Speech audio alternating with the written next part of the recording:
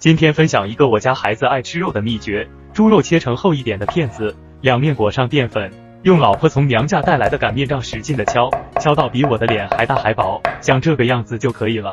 煮肉片一定要水开下锅，每天分享一道家常菜，您就留个关注吧，以后想吃不会做还能找到我。碗中放香菜、葱花、紫菜、盐和鸡精、胡椒粉、陈醋，少许芝麻油调味。肉片煮熟后，盛2勺原汤倒入碗中，再放上煮好的肉片，这样做的垂肉汤爽口滑嫩，小朋友特别喜欢。